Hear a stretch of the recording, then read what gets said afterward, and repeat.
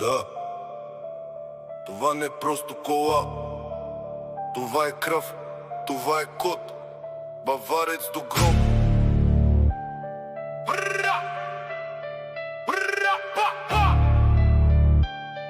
Да.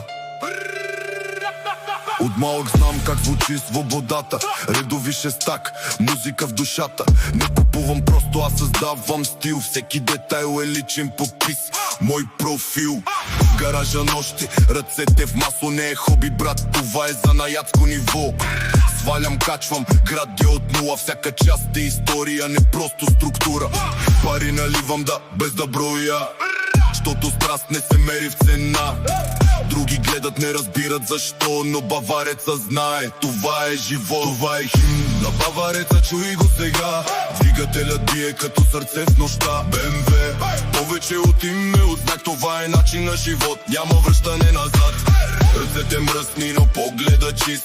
Правим ги сами, това ни е стил. Пари, време, нерви, всичко до край. Но щом запали, това е наш рай.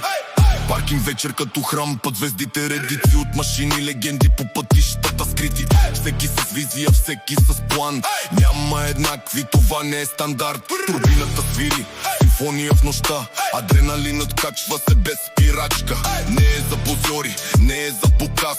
Тук оставаш само ако имаш глас. Гласът на мотора, той говори вместо мен. Разказва история за труд и за ден след ден. От първия лев до последния бол. Това е религия, не просто капризен ход.